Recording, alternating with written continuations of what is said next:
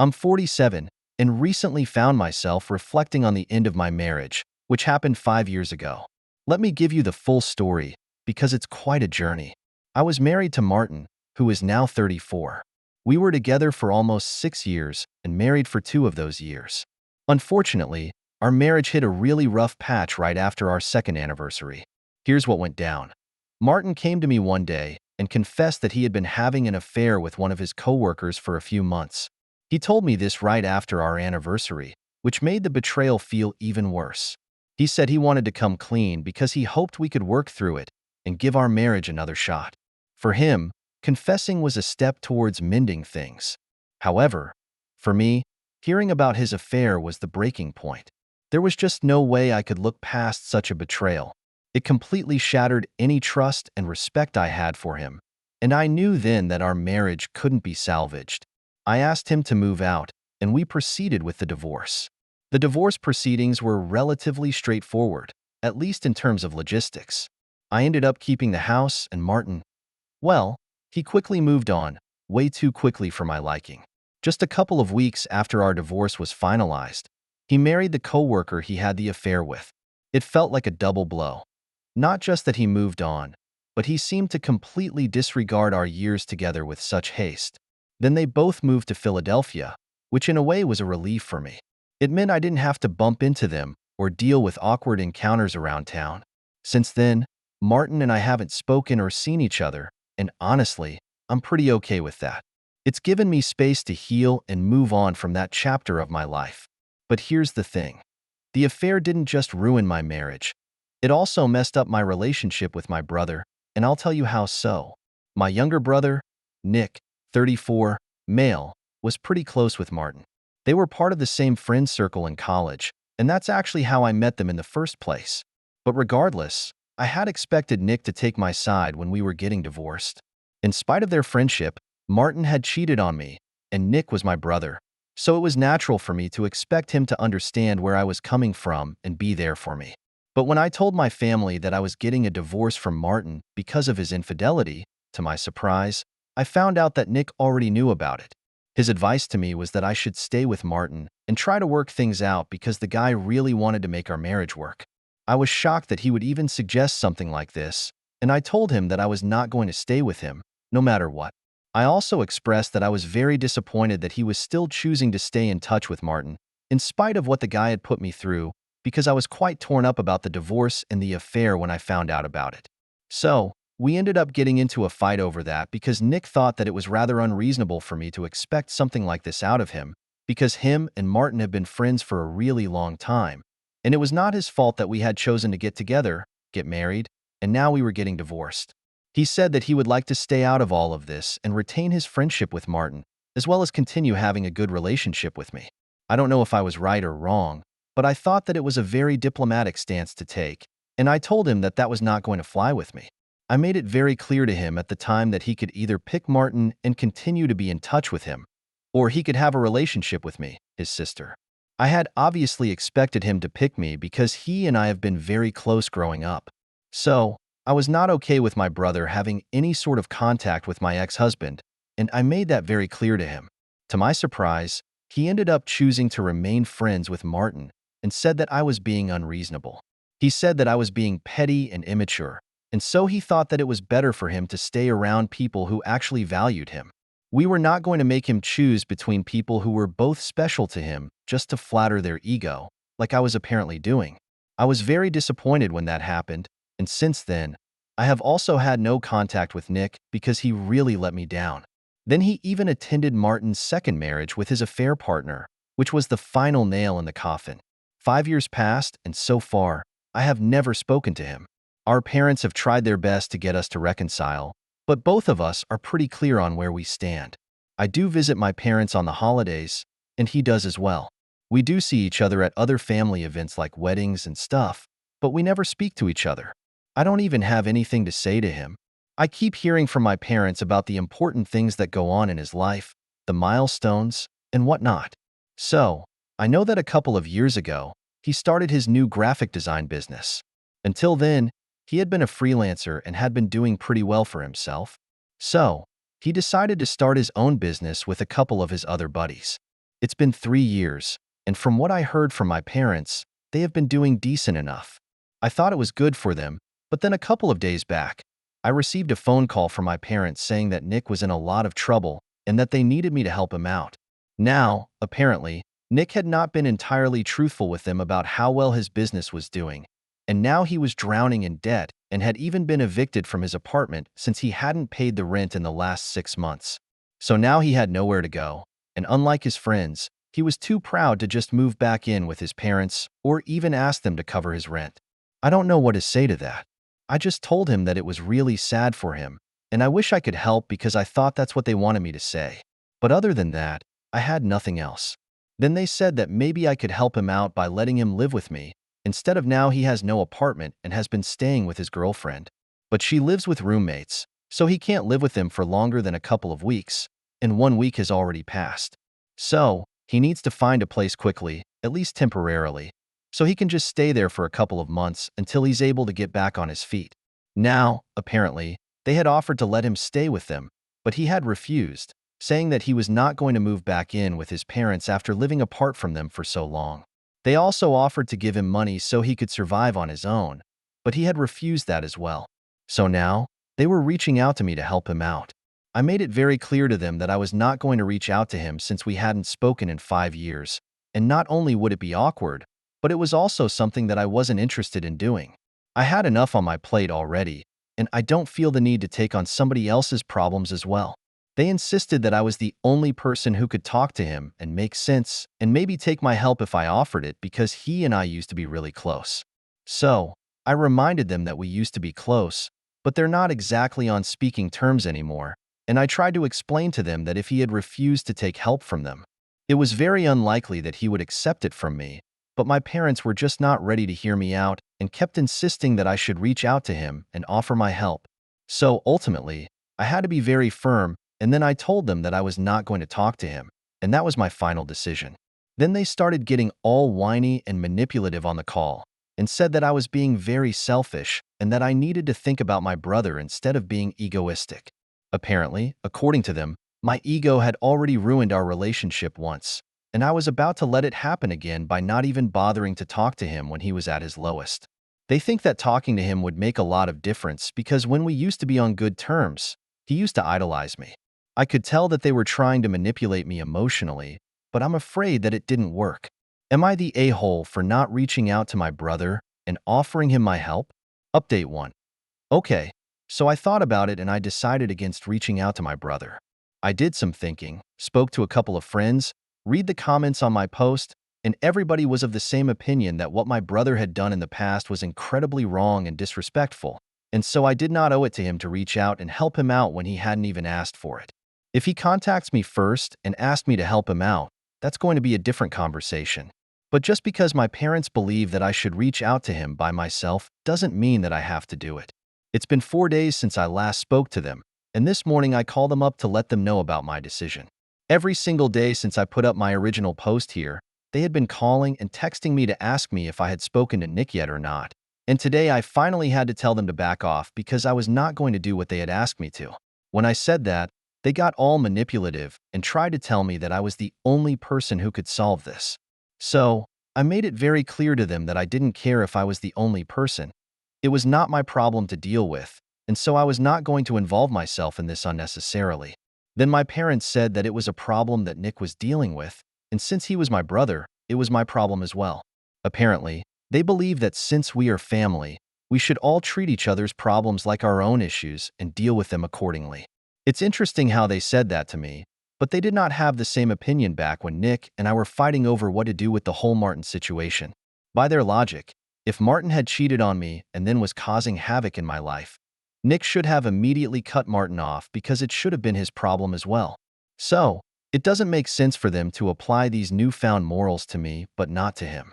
I even brought these things up with them to ask why they did not have the same opinion when I was going through something, and they had no answer for that.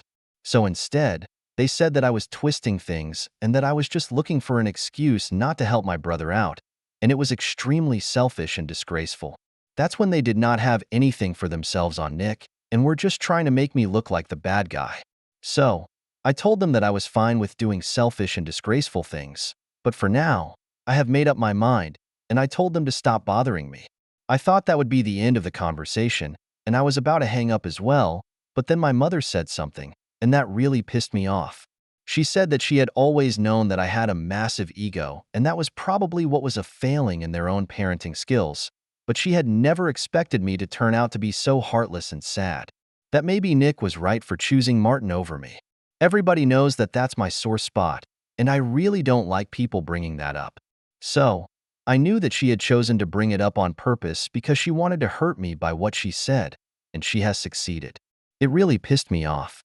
I was very upset when I heard that, so I immediately forgot about hanging up and confronted her about what she had said. I literally yelled at her because I lost my temper and said that she had no right to say things like that when she knew very well that what had happened with Martin and Nick was not right. There was just no justification for it. She tried to defend herself by saying that she knew that what Nick had done back then was wrong, but judging by the way I was acting now, she was forced to think that maybe it was the right choice to make in the long run because clearly, I was too selfish to think about anybody but myself. It was so frustrating to even have that conversation with her because they were so blind and idiotic, but I was so angry at that moment that I didn't even realize it was pointless to argue with them. I just wanted to get all the anger out of my system and keep yelling at them until they admitted that they were wrong for what they had said. So, we kept arguing for almost 15 minutes. My parents kept calling me selfish, and I said that they were disrespectful and only cared about my brother but not my feelings. At the end of the argument, I just told them that I never wanted to speak to them or hear from them ever again, and I was done. Then I finally hung up and I blocked their phone numbers immediately. Since then, I've been trying to calm down, but it's very difficult because I've been so riled up since that conversation. I texted a couple of my friends to vent about my feelings, and they said that I was right to block them and that if they tried to contact me again, I should just not respond to them because they have made their priorities very clear, and I don't need to entertain any of this anymore. I have a life of my own, problems of my own, so I should just focus on that, and I guess I'm going to do that now. I have given enough time and energy to these people way more than they deserve. Update 2. So, it's been a week since I lost my parents, and since then, we have not had any contact. I assumed that they would quit and not bother me anymore after I had blocked them and made it so clear to them that I was not going to give them what they wanted. But today, after I came back home from work, I saw that my parents had pulled up to my house and were waiting outside. I've had a long day at work and had been swamped, so I was pretty exhausted and was in no mood to deal with any of this. As soon as I pulled up to the front of my house, I told them to get out of here or I'd call the cops on them for trespassing. Instead of leaving, they came up to my car and said that they wanted to speak to me. I was really not in the mood to fight with me right now, so I just needed to give them some time and come out. Instead of acting like this, I was exhausted, and I really was not in the mood to discuss anything to do with Nick right now, so I really wanted them to leave. I promised that I would unblock them and speak to them later, but right now, I needed my space and time. But then they told me that Nick had moved back in with him because right now he had no choice. His girlfriend had made it very clear that she could not let him stay with her for more than 2 weeks, and 2 weeks had already passed. So, he had tried to speak to her and get her to extend it, but she told him that her roommates were not fine with this, so he needed to leave since she had made a promise to them that she would not let him live with him for more than 2 weeks, and this was only temporary. But after that, if he continued to stay with her, he would have to split the rent and cost of everything else with them since she couldn't just allow him to live with them for free just because he was her boyfriend. They got into a fight over that because Nick thought that she was being unreasonable and that she should have been more considerate about his position since he was having to shut down his business and did not have a source of income right now. So, now he can't even go back there anymore. Again, it was sad, but it had nothing to do with me. So, I told my parents I was still not going to talk to him and let him live with me if that's what they were here for. So, they told me that that's not why they were here. They were here to actually ask me for financial help because now that Nick had moved back in with them, they were going to have to cover the cost of everything, and both of them were retired. So they couldn't afford to exactly support him without worrying about their own future, and they do not want to overexert themselves. So, they were asking me to help them out financially. They said that I wouldn't even have to speak to Nick. I just had to give some money to them for the next couple of months until Nick was able to get back on his feet. This time they expected me to agree without much of a fuss since they said that they had done a lot for me over the years and had raised me to be capable enough to do well for myself right now, so I owed it to them to help them out when they were asking for it. I did not want to say anything, so I said that I had to think about it and let them know because right then, I was very tired from work and I was not going to make a decision that very moment. I thought it was pretty reasonable to ask for some time to think, because what they were asking for me was a big deal. For starters, I didn't even know what kind of amount I would have to send every month, and on top of that, there was no telling when or even if Nick would be able to get back on his own to feed soon enough. So, I needed to think about this before I made any commitments, and I needed time for that. But instead of giving me that time and respecting what I had said, they decided to stop pressuring me right there. I was literally sitting in the car, and they kept saying that I had to do this, I owed it to them, and stuff, and that was pissing me off more and more. So, I got out of my car and I told them that I had had enough of their BS and they had to clear out, or I would really call the cops. They thought that I was bluffing and said that they knew I was not going to do anything of the sort. So, I told them not to test me and I gave them one final warning, but even then they did not leave. So, I whipped my phone out and called the cops like I said I would. I did it right in front of them, and the look of shock on their faces was worth seeing. Then they were so stupid that instead of just leaving and saving themselves, they decided to stand there and argue with me until the cops came and had to drag them off. Anyway, it's over now. I'm keeping them blocked. I have also spoken to my lawyer, and I think that we are going to have to file for a restraining order against them because things are getting out of hand. I can't deal with this again and again. Update 3. Hi. So a couple of days back, I had my parents show up at my house, and I said that I was going to file for a restraining order. Yesterday, I finally spoke to my lawyer, and we decided that we were going to go ahead with it. Today, we filed a petition. I honestly hope that I'm able to get the protective order against them because what they've been doing is getting out of hand. I had blocked them quite some time ago, so they couldn't exactly contact me normally, and that's why I guess they decided to harass me in other ways. I don't exactly know how they managed to do it. They probably paid somebody or something. But ever since I called the cops on them, things have been going pretty weirdly. That day, so nothing really happened, but the next day, I started receiving calls from a bunch of numbers, and I answered the phone calls a couple of times at first. But as soon as I could pick up the phone, they would hang up from the other end, and so I blocked the phone number. But then the same thing started happening with other numbers, and eventually, I decided not to answer any calls from numbers I did not recognize because it was getting really weird and creepy. As if that was not bad enough, I started receiving messages from these numbers as well, saying that I would have to face the consequences of what I had done and that my parents were never going to forgive me. There was also a lot of name-calling involved where I was being addressed as a selfish brat and whatnot, and some curse words that I will not be repeating here since they were just that bad. I know for a fact that it's my parents behind this, and that was all the more reason for me to go to my lawyer and file for a restraining order because I don't think that any of this is normal.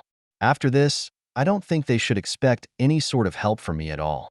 I have been trying to respect the fact that we were family and we not taking any sort of action against them earlier, but now I don't think I need to care about them since they clearly don't care about my mental health or well-being. It's just very disappointing since they know that I've been through a lot in the past. What with my divorce from Martin, and for a couple of years after that, I was not doing particularly well in my career either. So, I've had my fair share of problems, and now when I'm finally doing well, it seems like they can't stand it and want to pull me down. I can't imagine claiming to love your child and acting like this, but I guess they don't really love me, and that's fine. I have accepted that. It doesn't matter to me. Update 4. So, it's been a couple of weeks since my last update, and long story short, I managed to get a restraining order against my parents. It was a lot of fighting, but I did get it. I'm really glad about it because, from what I know, Nick is no longer living with them because of how psychotic they have been acting. I was pretty busy with work since I've just taken on a new project, so I did not have time to post any new updates. Anyway, after my parents were served, they could not contact me because it would be too dicey, especially after everything that they had already done. So, I guess they decided to talk to Nick about it, and he was the one who contacted me. I had never blocked him. I didn't feel the need to because after we stopped speaking to each other, I didn't think that either of us would reach out, so there was no point in blocking each other out. So, I just kind of forgot about it.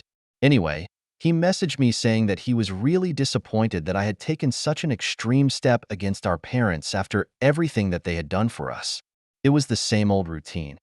He reminded me that they had raised us to be the people that we are now, and we should be grateful to them, but I was being insolent and disrespectful.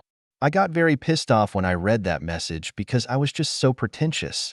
I told him that it was obviously easier for him to say that since they were going above and beyond in their attempts to help him out. I guess he also wanted to have a go at me and call me selfish and entitled for not helping him out with the money that he required. And to that message, he replied saying that he had never asked me to help him out and he would never even expect it from me because I was really that selfish. So, I told him he did not need to ask me for it because our parents were doing all the talking on his behalf already. So, if he wanted somebody to blame for the situation, he could just look in the mirror. And I guess he was not aware of the fact that our parents had been hounding me and disturbing me all this while, so I decided to bring it up with him on purpose. After that, I did not hear back from him, but I heard from other people in the family that apparently Nick had moved out of the house and was now living with a friend of his instead of his parents because he had realized that our parents had been asking me to help them with money so they could help him out. Initially, they had even been asking me to reach out to him and offer him my help, which clearly meant that they thought he was incapable of handling the situation on his own. And apparently, he believed that this was an attack on him and his capabilities, and so they got into a really nasty fight. How exactly did my relatives find out about this? Obviously, my parents were the ones who had been crying about how I had not only ruined my relationship with everybody around me, but now I had gone out of my way to speak out of turn and managed to brainwash my brother against them as well. So, a couple of my family members who had been contacted by my parents came to me and said that what I was doing was very wrong. So, I decided to make this known to them as well, and after everybody knew the real and whole story, including what my parents had done to me, which had warranted these actions from my end, they seemed to realize that maybe I was not in the wrong and apologized to me for attacking me without knowing the full story. So now, basically, nobody from the family is speaking to my parents, and they have kind of been ostracized by everyone. I can't say that they don't deserve it because, after everything that my parents have put me through, I definitely think that this is exactly what needed to happen. Nobody speaks to them anymore, and I'm sure that they blame me for it. But unfortunately, because of the restraining order, they can't even do anything about it. That does not mean that Nick and I are suddenly on good terms again. We are still no contact with each other, and that's the way it's going to be until he realizes how he had screwed up in the past. But given his attitude towards life, I highly doubt that it's going to happen anytime soon. He's always going to be too proud and invested to admit his own mistakes, and that's just like our parents. It's so typical, but whatever, as long as my life is going well, I don't need to bother myself with any of this. Now, I'm just going to focus on my new projects and living well, and that's it. Update 5. It's been a year since I obtained the restraining order against my parents. During this time, I focused intensely on my career and personal development, finding both success and stability in my work. I also started volunteering with a local charity, which has been incredibly rewarding and has helped in my own healing process. Meanwhile, my brother Nick reached out to me with a heartfelt apology. He expressed a desire to make amends and acknowledged the pain his actions had caused. He shared that he has been going through therapy and is working on bettering himself. My parents have been trying to reconnect too, through other family members. They've sent letters of apology and expressed a desire to reconcile.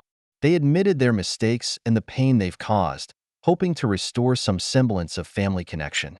Faced with these overtures, I find myself at a crossroads, weighing the possibility of forgiveness against the backdrop of past betrayals.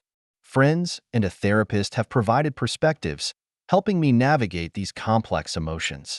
As the holidays approach, I consider whether to invite Nick to a small family gathering, potentially laying the groundwork for cautious reconciliation, while still maintaining boundaries with my parents as I evaluate their sincerity and consistency. This year has been about exploring themes of personal growth, forgiveness, and the potential for healing fractured family relationships while maintaining the hard-won boundaries that have allowed me to thrive.